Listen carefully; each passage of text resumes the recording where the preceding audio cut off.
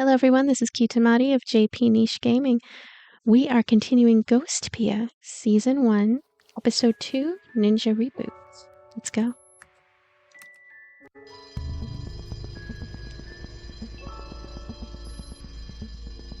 Miss Yetabe murmurs. Miss Yetabe murmurs.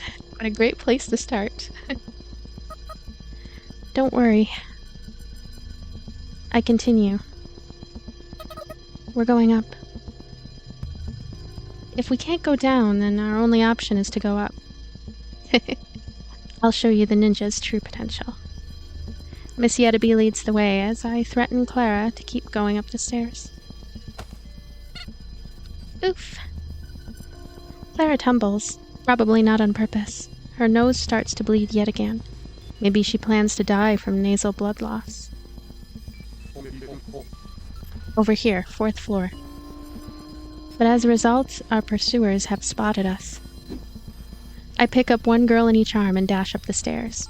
I leap through the first door I see without hesitation. They don't chase after us immediately. Maybe they want to be sure they can overwhelm me, or maybe they're thinking they just need to block the center staircase to corner the rat. That's an extremely logical thought, as long as you don't expect the rat to go even higher. What is this room? It's the priest's room. I see. What a lonely little room. Just a big desk and full-length window. Actually, I guess since there are several lonely little rooms, they're not so lonely or little when put together. I stare out of the window. Things don't look so bad outside. In fact, it looks better than I expected. I feel kind of pumped up. I'm sure I can pull off what I'm about to attempt. Miss Yetabe gleefully cheers as she jumps onto the soft desk chair. Well, whatever. I've got an idea. Stand here. I place my hand on Clara's shoulder. There's not much of a height difference between us, so our faces are close. I look closely at her face. I'm sorry, Clara. Miss Ninja? You must be cold. Here, you can wear my coat. I take off my coat and am instantly reminded of just how cold this town can be. Now then. Hey, what's the plan? How do we escape? I don't have time to answer, Miss Yetabe. Any last words? I ask Clara as I hide under the shadow of the desk, with my gun still trained on her, of course. I don't take my eyes off of her.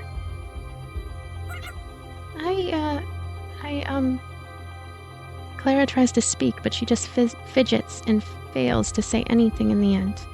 Time sluggishly crawls on. Miss Yetabe looks at me with concern.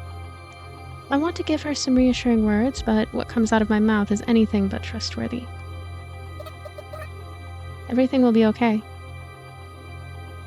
By the time I say that, the faraway footsteps are already upon us. There's already somewhere between 6 and 8 men on the other side of the door, and they must be armed with rifles or other guns. Any last words? I swivel my head to face in my direction. I'm sorry, but now we're playing on the same field. No, it wasn't me who swiveled her head. It was just Clara, dressed like me, and with a hairstyle similar to mine, but the resemblance is uncanny. I'm sure we'll meet again. Maybe we can be friends then. She does look like me. I hope you'll understand one day.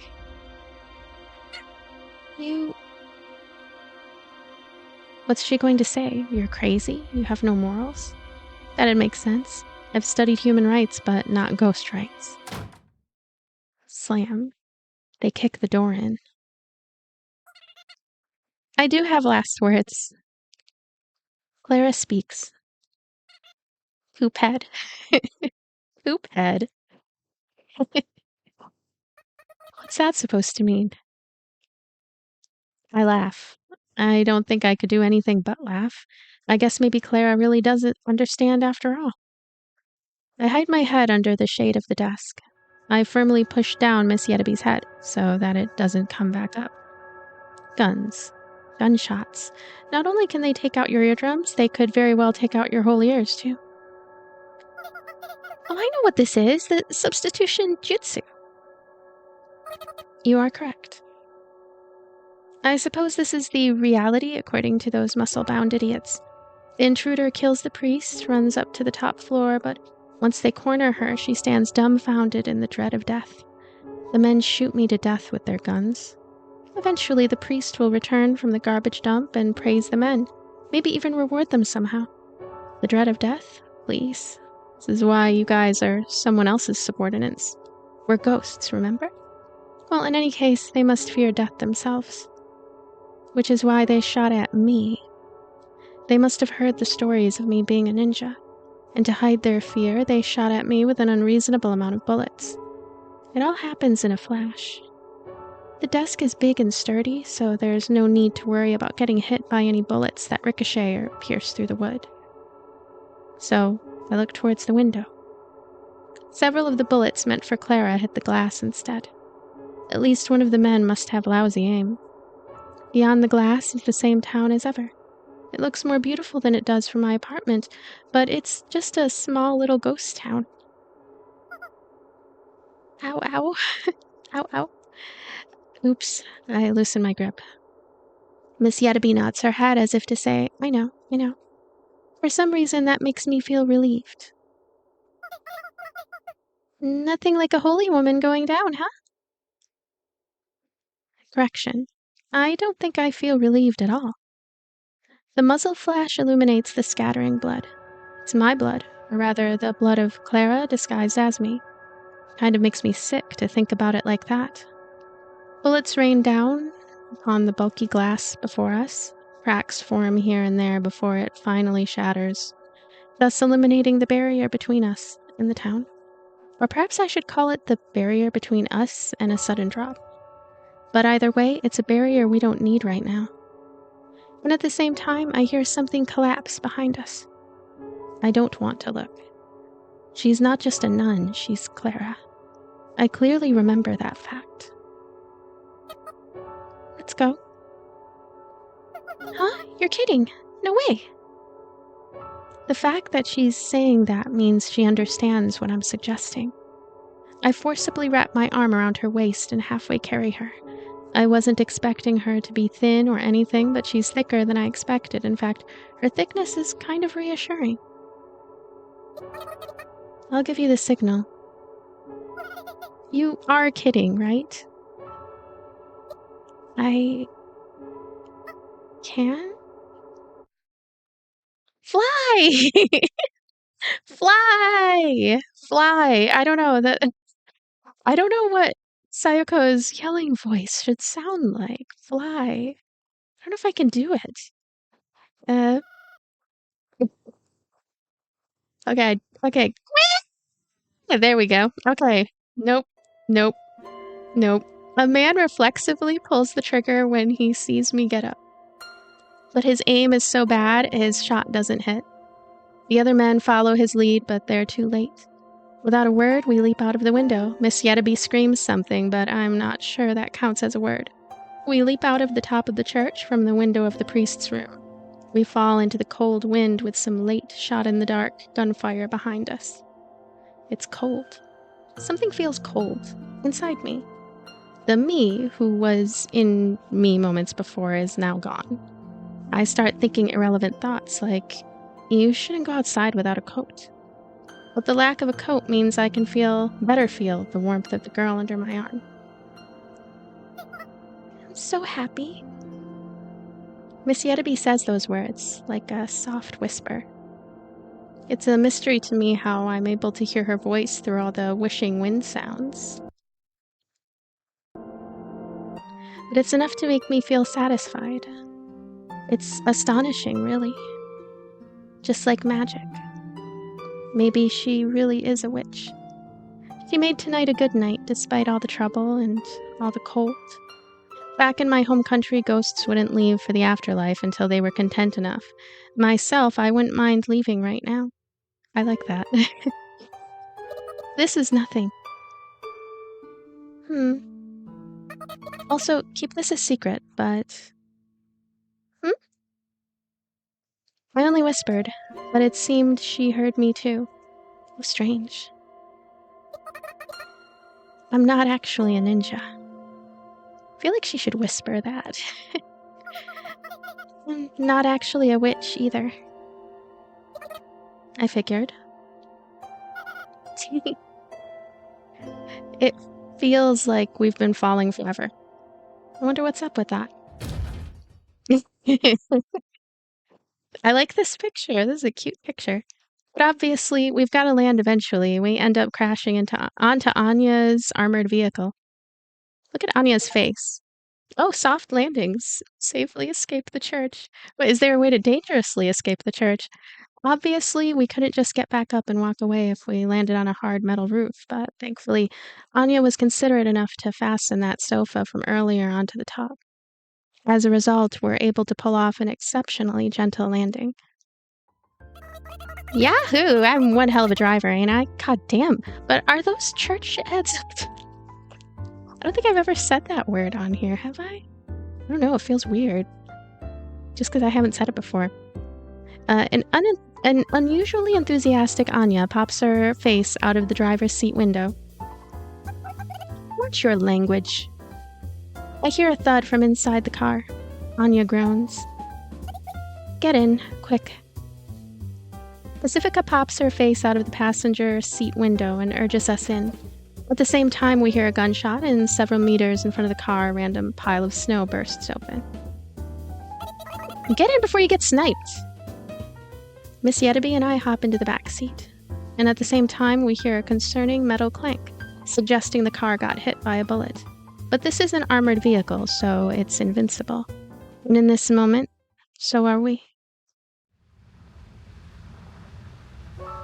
It's been ages since I've ridden in a car. I've missed the low engine roar, so I can't help but listen closely to it. Nobody talks, probably because we hear a police car siren coming from behind. After a while, once we can no longer hear the police car siren, Anya parks the car in an alley somewhere. But even then, silence isn't broken until I finally speak up and address Anya. Say, Anya? Yeah. This is the same one, isn't it? I like that question. Sorry. Yeah, why? I didn't realize you still had it. I do. It'd be a waste to get rid of it, you know. I'm sorry. Don't apologize. I'm glad you came when you did. You're welcome for that. Anya lets out a sigh, as if she tried to laugh but failed. If only that were the case. Look at the two of you getting all lovey-dovey. Anyway, why did you call her and not me?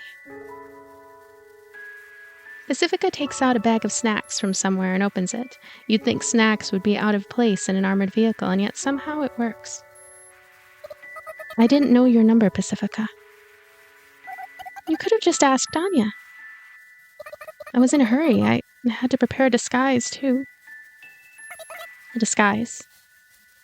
I disguised myself and handed those mint-flavored tablets to a watchman as a bribe. Then I put a new ventilation hole into the priest's skull and turned the nun into a colander. It's not until after I finished talking that I realized, oh crap, I shouldn't have said that. What I did was a small-scale insurrection, far from what any normal person would call ethical. I don't think those two would easily approve of my actions here. I'm sure they were expecting something a little more peaceful. I get the feeling I should have lied about it, but I don't want to. For real? Good thing we're friends. Anya says that so casually. Thank you. So I casually respond. Anya grumbles something about priorities. Hey, Sayako, you said I'm gonna jump, so bring the car behind the church, right? After I had gotten home from Pacifica's house, I had called Anya on the phone. That's right, that phone is a direct line between me and Anya. Anya quickly picked up, and I quickly hung up. I finally understood why I keep avoiding the phone. Finally understand why I keep avoiding the phone. I must be the type of person who's not good with phones.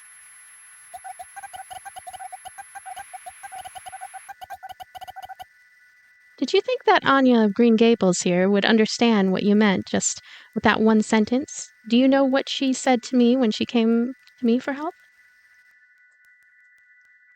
Pacifica munches on the corn snacks quietly yet angrily.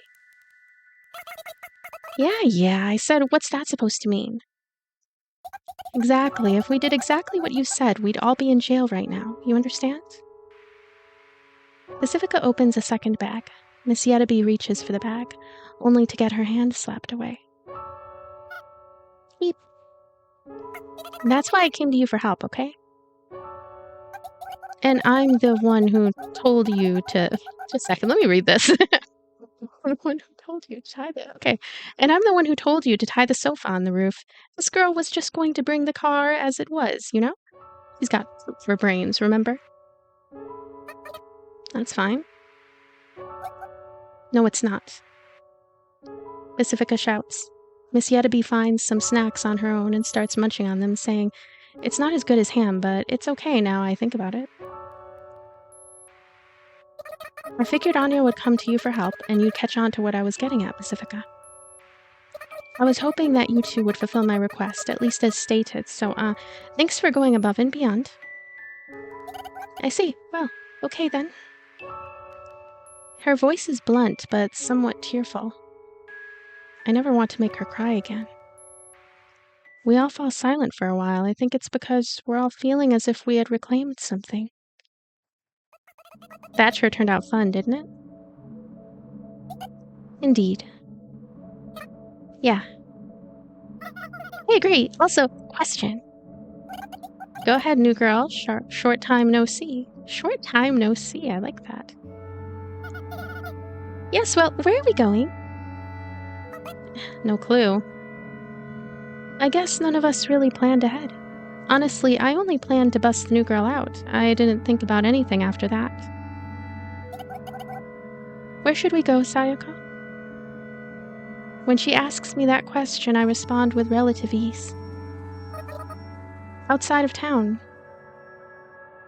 I can feel the air get just a little colder. For real? Well, I kind of get where you're coming from. I don't remember what happened that day, so I want to try going out of town to jog my memory, I guess. Huh? What? Their faces freeze. What's with those looks? We don't remember. We don't remember what happened or what made you go, you know? Well, actually, I do remember a little, but... We figured you'd remember, Sayaka. No, I don't remember. There are some things I remember, but they're far outweighed by what I don't remember. Wow, that is relatable. I'm shook, though I'm sure they're just as shook as I am. Miss Yettaby curiously looks at each of our faces. That's right. She's an outsider. We should probably explain things to her, just not now. Alright, memory lane it is. Let's go. Anya proclaims. Yes, let's go as far as we can go. Pacifica concurs. Okay. And I agree. Outside of town? Have you been informed about ghosts and whatnot? We're ghosts, immortal and unaging, locked up in this town. But since we're bored, we figure we'll take advantage of the chaos by going outside and crossing the boundary. Sorry, I'm doing it again. There we go. Oh, I love this game. I mean, I love this visual novel. Pacifica condenses the explanation perhaps a bit too much. The way she said it was kind of blunt. Normally, you wouldn't expect an outsider to easily agree to something like that. Whoa, that sounds kind of funky. But thankfully, Miss Yettaby isn't normal, so there's no problem. I've already learned that from my short journey with her so far. Posse, what does she mean by funky? funky is funky. Huh. I can see us getting along with her. Let's go! Let's go! Sounds like fun. And we're off. Anya steps on the gas and the car speeds off. The ground's covered in snow, but the car just laughs it off.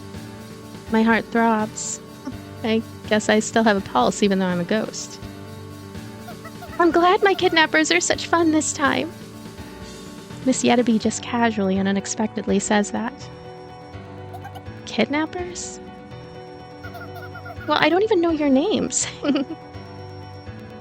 I just came along for the ride before I got an explanation, so it's like you're kidnapping me. How fun! Kidnapping? The mood in the car suddenly gets tense. I did pretty much just kidnap her. But Pacifica and Anya don't know that. Sayako, did you just drag her out without giving her an explanation, and she just went along with it? I was too busy eating ham. Ham? Oh, don't worry about it. I meant kidnapping in a good way. There's a good way? Those church people wouldn't tell me anything about the town, and besides, it's more fun to be with other girls, and you all seem like nice people. Well, okay then, that's fine, I suppose. Well, as long as Miss Yettaby is satisfied, that's fine, I guess. We all fall silent for a while. The view from outside the window gets sadder and sadder, as the town slowly fades away into a barren field of snow. Outside of town. I wonder what's on the other side. We need to have a welcome party. Pacifica chimes in. I guess she's grown tired of the snacks. A welcome party? That's what we've all gathered here for. So you kidnapped me to throw a welcome party. Wow, a surprise party. Oh, about that, how about we make it a birthday party instead of a welcome party? Seems more festive that way. Birthday party? For a ghost. How about we give you a name as a birthday present? How lovely! Sayako, you're so talented. Talented at what? We giggle, but Anya stays quiet. I guess she's having a tough time driving. However, that isn't the case. Okay, time for some bad news. Anya clears her throat and starts speaking. This car is equipped with a powerful engine so it can run anywhere, and it's carrying a ton of fuel. How powerful? Let's just say that barring wear and tear, it can run pretty much forever without resupply. Honestly, this thing's built like a tank. But unfortunately, it doesn't seem to be running properly. And I'm sorry to tell you this, but, it's gonna explode. It's their faces. Okay, which one is me? Gee, I wonder. What? I already know which one is me.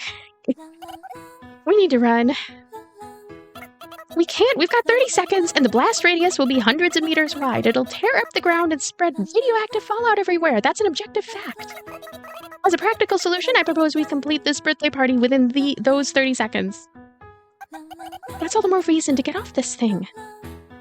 The blast radius is hundreds of meters long, Posse. I suggest you give up. 25. I understand. Let's move on to the gift giving then. 22. Your name is Ham. No, wait. 18. Yoru. Yoru means night. That's what the Yo and Sayako also stands for, and we met at night, so Yoru. For something I came up with on the spot, it's actually a pretty good name, I'd say. Then again, ghosts are dwellers of the night, so maybe every ghost in that town could be called Yoru. But these people don't know what kanji are, so I don't think anyone will catch on. What a lucky break. 2 knightly names within me. She is there. She's there within me. This is my secret. Time passes as I think to myself. Whoa, that's nice and simple. It's straight to the point. Good, that's the spirit. Good name. 10 out of 10. Yeah. Happy birthday, Yoru. 7. We got the important stuff out of the way in just 9 seconds. Things are getting kinda hectic. but it makes me feel something. It makes me feel alive. Let's be friends. 4. The flow of time is like the temperature. If either of them drop to 0, you freeze. I'll be your friend too. 2.